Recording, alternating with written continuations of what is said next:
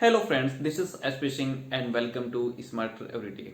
My dear friends, आज का ये वीडियो आप लोगों के लिए यानी कि बीएड फर्स्ट ईयर स्टूडेंट्स के लिए बहुत हेल्पफुल होने वाला है, क्योंकि इसमें मैंने एक बेहतरीन टॉपिक अधिगम, जिसको हम इंग्लिश में लर्निंग के नाम से जानते हैं, उसको डिस्कस किया है। माय डियर फ्रेंड्स, मैंने बहुत ही अच्छे ढंग से डिस्कस करने की कोशिश की है और मैं चाहता ये हूं कि आप अगर वीडियो देख रहे हैं तो प्लीज़ वीडियो को लाइक शेयर कमेंट करके जाइएगा और वीडियो को लास्ट तक देखिए, आपको बहुत अच्छे से समझ में आएगा। इसके बाद आप अधिगम शायद कभी ना भूलें। इसमें मैंने अधिगम का अर्थ, परिभाषा, प्रकृति और इन सब चीज़ों को डिस्कस किया है। ठीक है माय डियर फ्रेंड्स, मैं अपनी तरफ से आप सबकी हेल्प इसी प्रकार से करना चाहता हूं और चाहता ये हूं कि आप मुझे रिटर्न में कुछ नहीं, सिर्फ अपने प्यारे प्यारे कमेंट्स दीजिएगा। ठीक, अगर वीडियो आपको पसंद आता है तो प्लीज़ कमेंट जरूर करके जाएं और मुझे बताएं कि आप मेरा ये वीडियो आपके लिए कितना हेल्पफुल हुआ और कितनी हेल्प इससे आपकी हो रही है और आपको वीडियो कैसा लगा। लाइक और कमेंट बहुत जरूरी है माय डियर फ्रेंड्स, इससे मुझे कुछ नहीं, सिर्फ मोटिवेशन मिलता है। ठीक, और इससे मैं आपके लिए, आप लोगों के लिए और बेहतरीन टॉपिक्स लेकर के आऊंगा। तो आशा करता हूं कि वीडियो आपको पसंद आते होंगे और यह भी आएगा। तो चलिए शुरू करते हैं और देखते हैं कि अधिगम है क्या, अधिगम की परिभाषाएं क्या हैं। एक बेहतरीन और सबसे अच्छा टॉपिक अधिगम, ठीक, आपके पेपर 3rd में पूछा जाएगा। Okay, thank you my dear friends. तो चलिए शुरू करते हैं। सो माय डियर फ्रेंड्स, मैं बात करने जा रहा हूं अधिगम की, कि आखिर अधिगम है क्या। ठीक, देखिए अधिगम, अधिगम को इंग्लिश में कहते हैं लर्निंग। ठीक है, अधिगम को इंग्लिश में कहते हैं लर्निंग। माय डियर फ्रेंड्स, पहली बात तो अधिगम का अर्थ क्या है यह जानना बहुत आवश्यक है। ठीक है, तो अधिगम का अर्थ देखिए क्या होता है। आप लोग अधिगम का अर्थ मोस्टली जानते होंगे। ठीक, बहुत सारे फ्रेंड्स ऐसे होंगे जिन्होंने अधिगम पढ़ा भी होगा। बताइए अधिगम का अर्थ क्या होता है। देखिए अधिगम का अर्थ होता है सीखना, जो कि आपको पता होगा। अधिगम का अर्थ होता है सीखना। दूसरा क्या होता है, जो सीखना है माय डियर फ्रेंड्स, यह अधिगम का अर्थ है, लेकिन कौन सा है, यह इसका संकुचित अर्थ है। क्या है, संकुचित अर्थ। ठीक, जिसको हम संकीर्ण भी कहते हैं। ठीक, अगर हम बात करें कि अधिगम के व्यापक अर्थ की, तो अधिगम का व्यापक अर्थ क्या होता है माय डियर फ्रेंड्स। अधिगम का व्यापक अर्थ होता है व्यवहार में परिवर्तन। क्या होता है, व्यवहार में परिवर्तन, यह अधिगम का व्यापक अर्थ है। ठीक माय डियर फ्रेंड्स, इतनी बात समझ में आई। अधिगम, जिसको हम इंग्लिश में लर्निंग कहते हैं, अधिगम का अगर अर्थ है तो सीखना है, जो कि संकुचित या संकीर्ण अर्थ है। अगर व्यापक अर्थ में बात करें तो अधिगम का अर्थ है व्यवहार में परिवर्तन। ठीक है, तो जैसे कि कोई भी व्यवहार है, उसमें हमारा जब परिवर्तन हो जाता है तो वही हमारा अधिगम है। ठीक है, अब आगे बात करते हैं व्यवहार में परिवर्तन आता कहां से है, कैसे आता है। व्यवहार में परिवर्तन कहां से और कैसे आता है, देखिए दो तरीके से बात करेंगे। अच्छा माय डियर फ्रेंड्स, एक बात और बताइए, व्यवहार में जो परिवर्तन है ये स्थायी होता है, स्थायी परिवर्तन होता है या अस्थायी परिवर्तन होता है। आप सोचिए, तब तक आगे बताते हैं। देखिए आप आंसर दीजिएगा। देखिए व्यवहार में परिवर्तन, व्यवहार में परिवर्तन आता कहां से है। नंबर 1 तो अभ्यास से आता है। ठीक, प्रशिक्षण से आता है। व्यवहार में परिवर्तन अभ्यास से आता है, प्रशिक्षण से आता है, अनुभव से आता है। ठीक है, और कहां से परिवर्तन आता है, देखिए व्यवहार में परिवर्तन बीमारी से आता है। अगर आप बीमार हैं तो आप लोगों से उस प्रकार से बात नहीं करेंगे जिस प्रकार से आप जब स्वस्थ थे तब करते थे। आपके व्यवहार में कहीं ना कहीं परिवर्तन आ जाएगा। ठीक, थकान से व्यवहार में परिवर्तन आ जाता है। कहां से, थकान से। ठीक है, संवेग से व्यवहार में परिवर्तन आ सकता है। संवेग मूल प्रवृत्ति के कारण व्यवहार में परिवर्तन आ सकता है। किसके कारण? मूल प्रवृत्ति के कारण। ठीक है। और मादक पदार्थ के सेवन से व्यवहार में परिवर्तन आ सकता है। मादक पदार्थ, बहुत सारे फ्रेंड्स ऐसे, मतलब फ्रेंड्स नहीं, बहुत सारे लोगों को, ऐसे लोगों को देखा होगा जो वैसे तो बोलना उनको नहीं आता है, लेकिन जब भी वो कोई मादक पदार्थ सेवन कर लेते हैं तो फिर वो इतना बोलते हैं कि उनके सामने टिकना मुश्किल हो जाता है ना। वही हाल होता है 8 बजे के बाद कि हट जा भाई, आज जो है कि प्लेन तेरा भाई उड़ाएगा या गाड़ी तेरा भाई चलाएगा, वो वाला हाल होता है ना। तो वहाँ पे उसके व्यवहार में परिवर्तन हो जाता है। परिपक्वता के कारण व्यवहार में परिवर्तन आता है। तो मैंने यहाँ पे एक क्वेश्चन आपसे पुटअप किया था कि व्यवहार में परिवर्तन स्थायी है कि अस्थायी है। मैं आपको बता दूं कि अभ्यास, प्रशिक्षण और अनुभव, जो यह परिवर्तन है ये आपका स्थायी परिवर्तन है। कैसा है? स्थायी परिवर्तन। मैं आपको वो पॉइंट्स बता रहा हूं जो आपके आने वाले एग्जाम के लिए भी बहुत इंपॉर्टेंट होंगे। सो माय डियर फ्रेंड्स, ये आपके स्थायी परिवर्तन है। अभ्यास, प्रशिक्षण, अनुभव, ये आपके स्थायी परिवर्तन है। और बीमारी, थकान, संवेग, मूल प्रवृत्ति, मादक पदार्थ, परिपक्वता, यह सब आपके अस्थायी परिवर्तन है। कैसे? ये आपके अस्थायी परिवर्तन है जो कि कुछ समय के लिए तो परिवर्तन आ सकता है पर हमेशा नहीं रहता। ठीक है भाई, आदमी ने मादक पदार्थ सेवन कर लिया है तो वह कुछ समय के लिए बदल जाता है, हमेशा के लिए नहीं।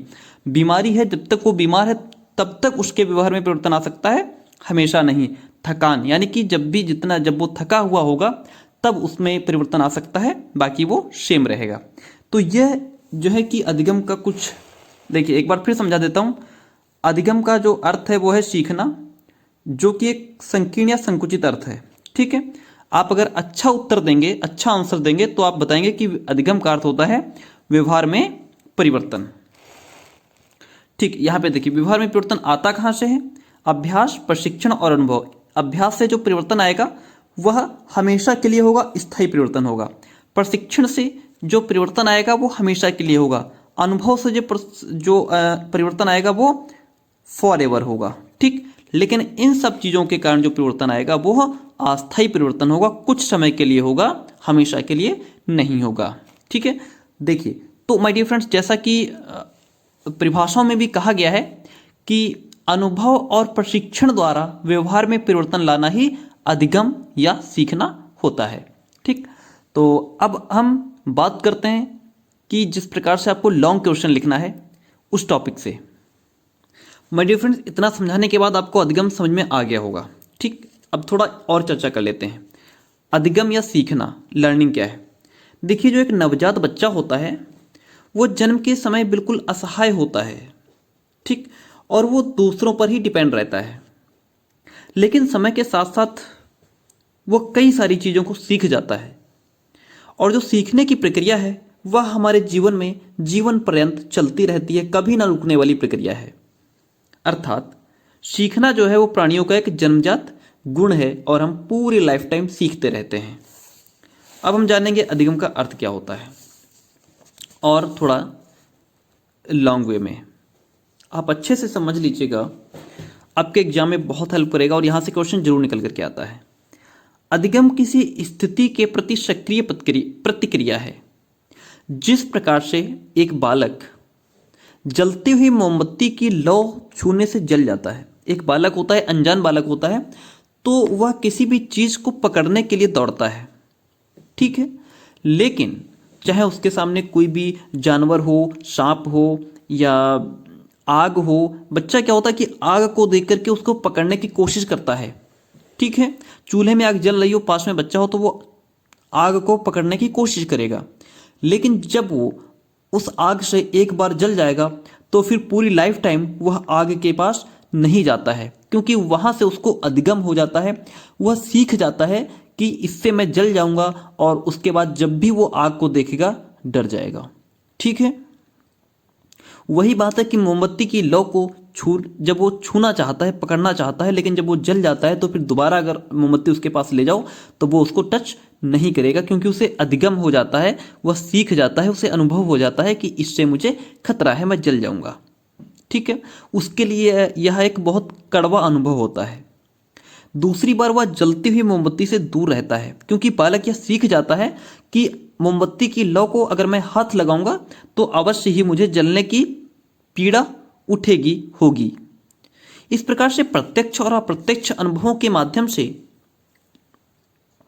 एक व्यक्ति के व्यवहार में अपेक्षित परिवर्तन होते रहते हैं। अनुभव द्वारा व्यवहार में होने वाले इन परिवर्तनों को साधारण रूप में सीखने की संज्ञा दे दी जाती है। अनुभव द्वारा व्यवहार में होने वाले इन परिवर्तनों को साधारण रूप में सीखने की संज्ञा दे दी जाती है। सीखने की प्रक्रिया की यह बहुत सरल व्याख्या है। देखिए, अधिगम पूर्व अनुभव द्वारा व्यवहार में प्रगतिशील परिवर्तन है। पूर्व अनुभव द्वारा जो सीखना, जो भी हम सीखते हैं, जो भी अधिगम है, वह जो भी हमने पहले अनुभव प्राप्त किया उसके द्वारा हमारे व्यवहार में जो भी परिवर्तन आया वही अधिगम है। इस आधार पर कहा जा सकता है कि अधिगम ही शिक्षा है। अधिगम और शिक्षा एक ही प्रक्रिया की ओर संकेत करते हैं। दोनों क्रियाएं जीवन में सदा और सर्वत्र चलती रहती हैं। बालक परिपक्वता की ओर बढ़ता हुआ अपने अनुभवों का लाभ उठाता हुआ वातावरण के प्रति जो उपयुक्त प्रतिक्रिया करता है वही अधिगम है। ठीक है माय डियर फ्रेंड्स, जैसे कि क्रो ने कहा है कि आदतों, ज्ञान व अभिवृत्तियों का अर्जन ही अधिगम है। ऐसा क्रो ने कहा है। स्किनर ने कहा है कि व्यवहार में उत्तरोत्तर अनुकूलन की प्रक्रिया ही अधिगम है। देखते हैं कुछ इसकी परिभाषाओं को, अधिगम की परिभाषाएं। देखिए आपके सामने, अगर अभी तक आपने वीडियो लाइक नहीं किया तो प्लीज़ वीडियो लाइक कर दीजिए। इससे हमको सिर्फ मोटिवेशन मिलता है, पैसा नहीं। अधिगम की परिभाषाएं, डेफिनेशंस ऑफ लर्निंग।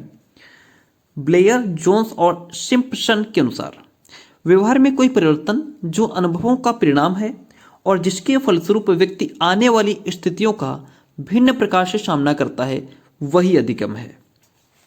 ठीक है, गेट्स के अनुसार अनुभव और प्रशिक्षण द्वारा व्यवहार में परिवर्तन लाना ही अधिगम या सीखना है।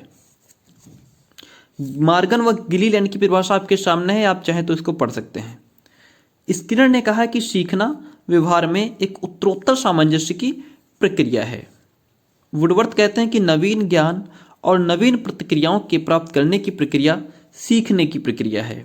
नवीन ज्ञान और नवीन प्रतिक्रियाओं के प्राप्त करने की प्रक्रिया सीखने की प्रक्रिया है।